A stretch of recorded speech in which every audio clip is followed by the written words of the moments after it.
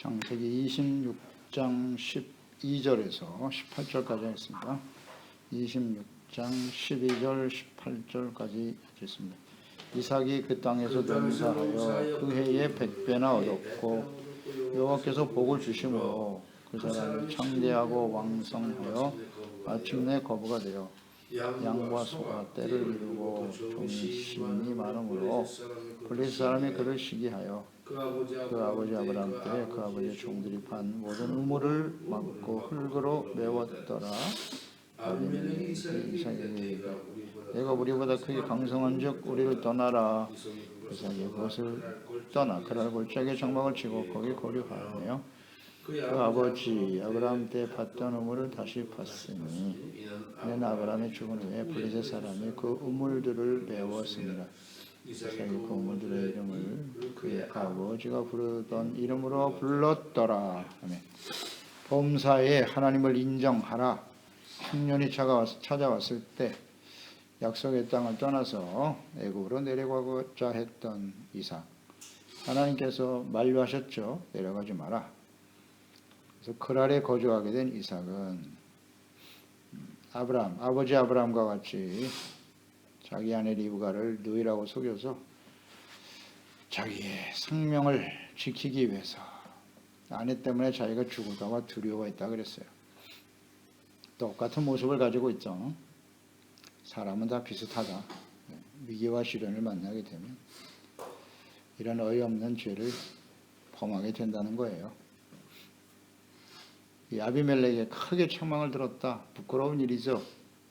하나님의 언약을 이어가야 될 믿음의 조상, 그 아들 이삭이 말이죠. 이방인들에게 책망을 듣고 있습니다. 그러나 하나님이 개입하시는 바람에 아비멜렉이 그 사실을 깨닫게 되었고 이삭과 리브가를 범하는 자는 사형에 처할 것이다. 이런 선포를 했어요. 이건 하나님이 하신 일이라고 봐야죠. 왜 이렇게 하셨는고? 이삭은 여전히 믿음이 온전하지 못하지요.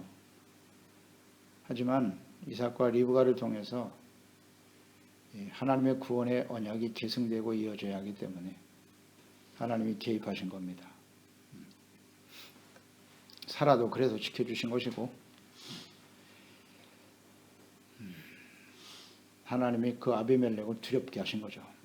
그러니까 하나님의 이 섭리와 손길이 아니면 살아갈 수가 없어요. 우리는 온전하지 못하기 때문에 매일매일 살아가는 것이 하나님의 은혜다 하는 걸 생각하게 돼요.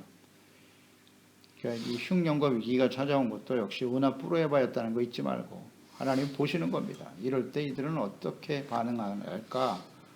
이런 걸 보시는 거죠.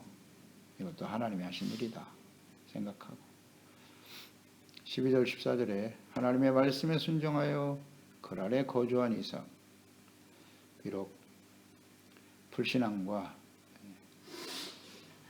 온전하지 못한 그의 모습으로 하나님이 보시기에 실망스러운 모습이었습니다만은 그래도 하나님께서는 이삭에게 복을 주셨다.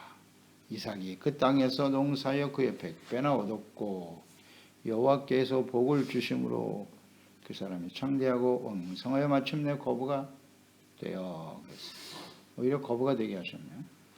부끄러운 모습. 연약한 믿음을 보셨는데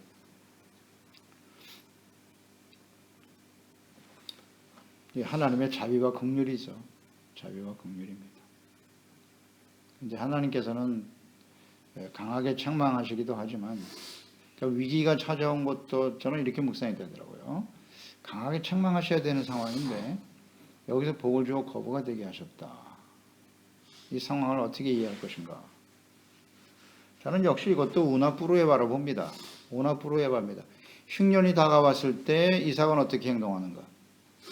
그곳에서 하나님이 큰 거부가 되게 하셨단 말이죠. 그럼 거부가 된 다음에 이삭은 어떻게 행동하지? 언제나 잊지 말아야 합니다. 범사에 하나님을 인정해야 돼요.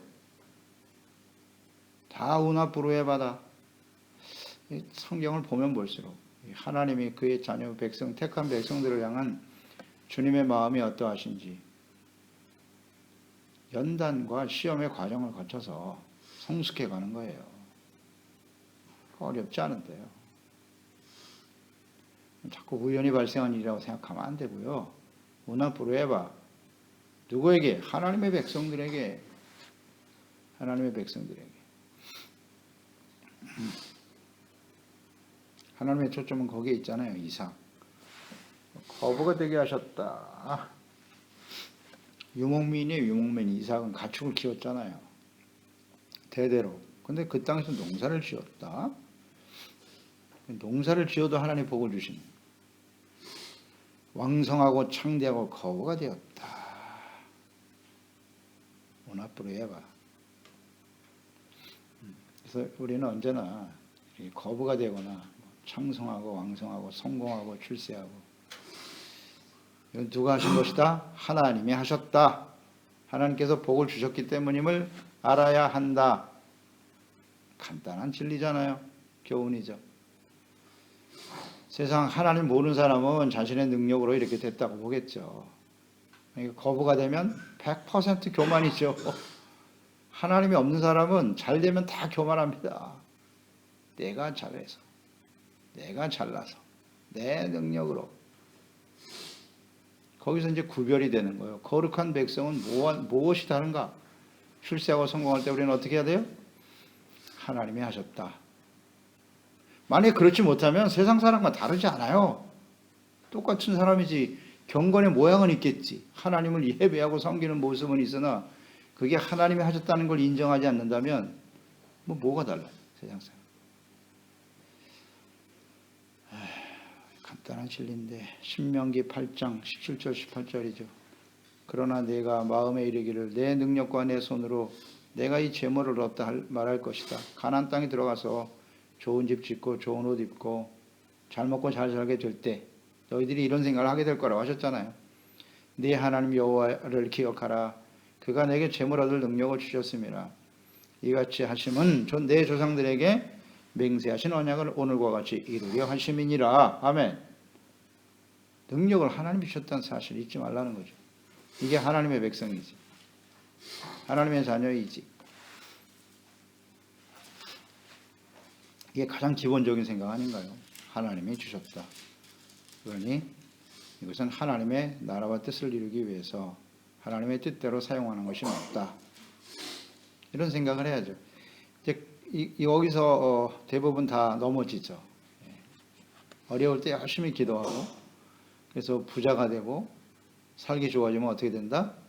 다 하나님을 떠나.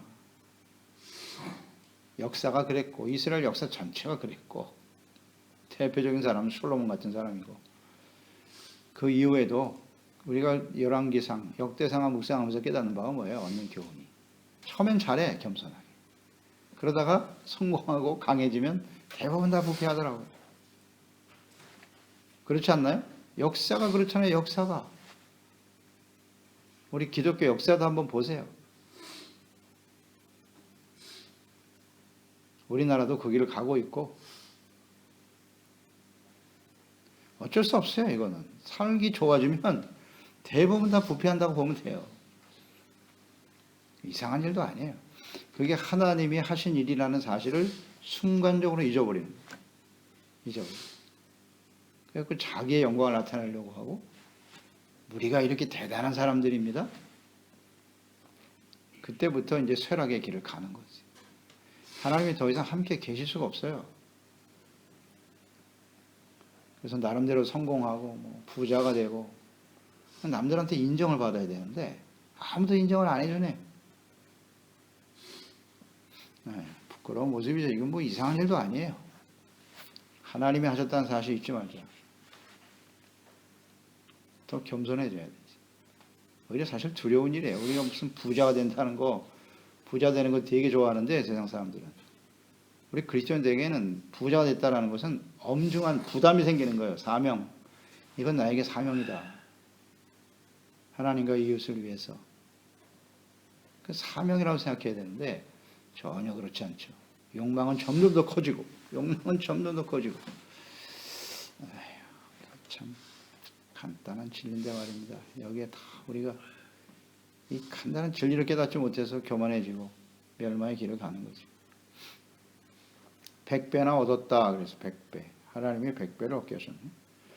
씨를 뿌린 것에 대해서 100배를 거두게 하셨다는 것이에요. 100배. 아주 풍성하게 하셨다는 말씀일 텐데, 누가복음 8장에 보면 씨 뿌리는 비유 나오잖아요. 길가, 돌밭, 가시떨기, 좋은 땅. 8장 8절에 보면 더러는 좋은 땅에 떨어짐에 나서 100배의 결실을 하였느니라. 이 말씀을 하시고 외치시되 들을 귀 있는 자는 들을지어다. 그러니까 하나님의 말씀을 받아 좋은 땅이 돼야 100배가 되는 거예요. 100배가 된다. 그러니까 이제 100배의 축복은 하나님이 주신 거 맞죠? 하나님이 주셨는데 어떤 땅에서 100배가 나온다고요? 좋은 땅, 착하고 좋은 마음, 인내로 결실하는 자니라. 이렇게 묵상을 해봐야죠. 하나님이 주시되 어느 땅에? 좋은 땅에. 어떤 마음에? 좋은 마음에. 착하고 좋은 마음, 인내로 결실하는 자니라. 주님의 말씀을 듣고 하나님과 올바른 관계 속에서 자신의 연약함을 깨닫고 주님을 믿고 의지하는 사람들에게 100배가 주어지는 거죠. 그렇죠? 근데 이거 모르는 사람들 많아요. 그냥 주여 100배의 복을 내려주시겠다고 약속하셨으니 100배의 복을 내려주시옵소서. 아무리 설쳐봐 소용없어. 그 땅이 돌밭, 길가, 가시떨기인데 거기서 무슨 100배가 나옵니까? 나올 수가 없는 거지. 기경할 생각을 해야지. 기경. 좋은 땅으로. 아이 간단한 진리를 모르나 이걸. 100배로 주신다 그러는데 왜 안 주시는 거예요? 거기서부터 신앙의 회의가 찾아오는 거지.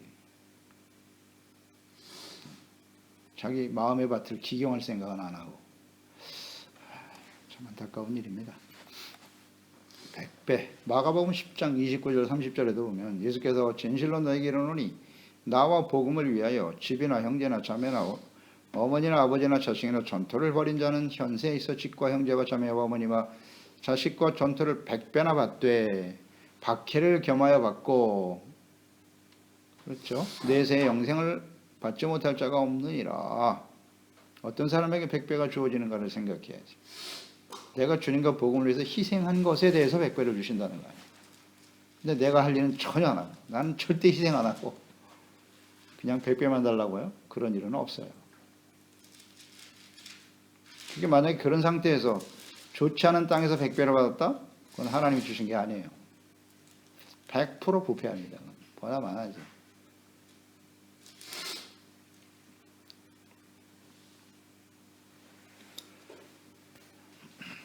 그러나 100배를 받되 박해도 겸하여 받는다는 거 잊지 말아야 돼요. 잊지 말아야 돼요. 오늘 뭐 바로 나타났네요. 14절에 양과 소가 때를 이루고 종이 심이 많게 되었는데 블레셋 사람이 그를 시기하여 100배의 복을 받았더니 바로 시기 질투가 들어오네. 이건 뭐 세상 이치 아닙니까? 이삭은 나그네란 말이죠. 자신의 땅에 거류하면서 이삭이 창대하고 왕성하고 거부가 되었으니 오 할렐루야 당신의 하나님은 정말 귀하신 분입니다. 이러면 얼마나 좋을까. 그러니까 아비멜렉에도 기회죠. 기회. 이삭을 통해서 여호와께서 복을 주셨으니 야 우리도 그 여호와 하나님을 믿었으면 얼마나 좋을까. 기회가 주어진 건데 시기 질투로 나타나죠. 어쩔 수 없어요. 하나님이 없는 사람들은 이렇게 반응할 수밖에 없는 거예요. 그러니까 이삭이 하나님의 측면에서 보면은 아비멜렉에게 기회를 준 거예요. 그러니까 이스라엘 주변 나라들은 언제나 이스라엘을 통해서 하나님 여호와께서 살아계심을 충분히 알 수 있는 기회가 주어졌어요. 역사 속에서. 이스라엘과 함께. 왜냐하면 이스라엘을 이삭, 아브라함 선택하신 목적이 모든 민족들이 그들을 통해서 복을 받는 복의 근원이 되게 하셨거든요. 복의 근원. 그 복이 뭐예요? 하나님을 알고 하나님의 탄식을 받는 의의 거룩한 백성이 되어 살아가는 것이거든요. 이걸 알게 하시려고 했던 건데 이 아비멜렉 시기 질투로 나타난 기회를 놓쳐버림. 시기 질투했다. 거부가 되니까.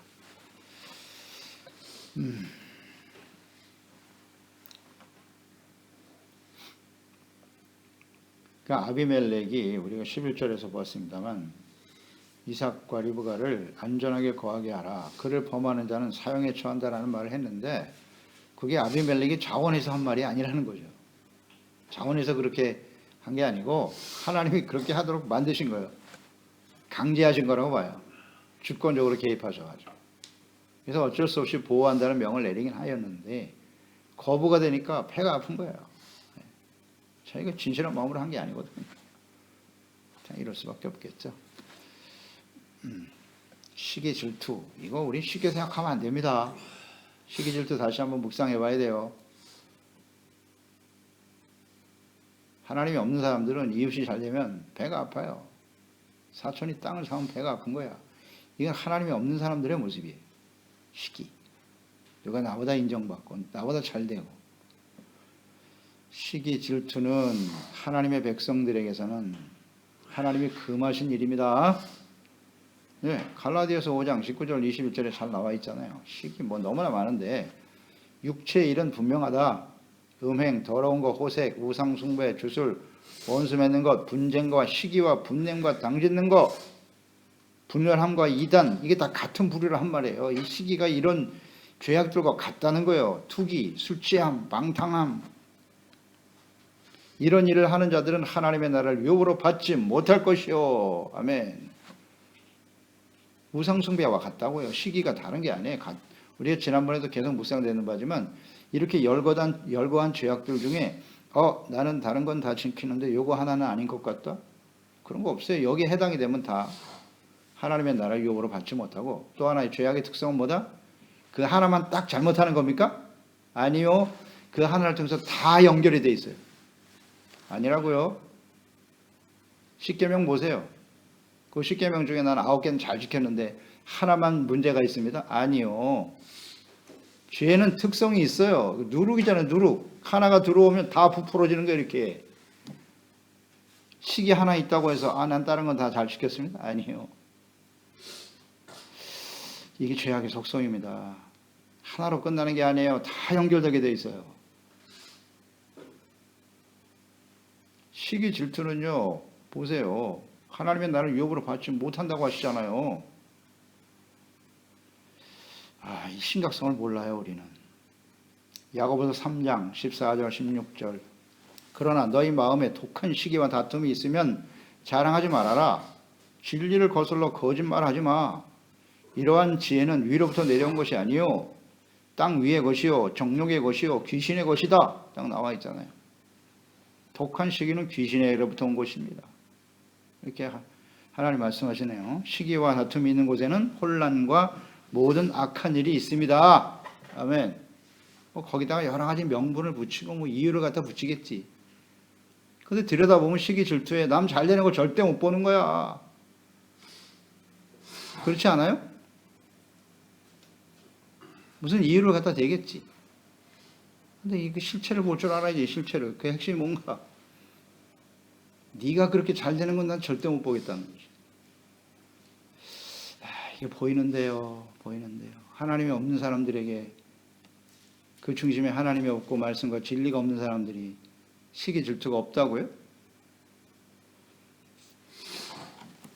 그러니까 다툼과 혼란이 생기는 겁니다. 다 마귀로부터 온 것이라잖아요. 이걸 이해를 못하나. 나는 괜찮다? 완벽해 나는? 아니요. 근데 문제는 세상은 그럴 수밖에 없어요. 너무 당연한 건데 문제는 하나님의 백성들이죠. 하나님의 백성들 안에, 그리스도인들 간에 서로 시기 질투하는 일은 이건 마귀, 귀신이 주는 거라고 하잖아요.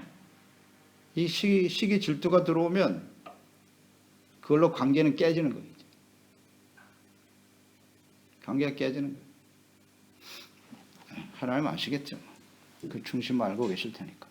그래서 절대로 우리는 이 시기하는 마음이 들어오면, 이 투기하는 건 사랑이 아니라고 나와 있죠. 사랑이 아닙니다. 그건 무조건 버려야 돼. 버려야 돼. 자꾸 합리화시키지 말고.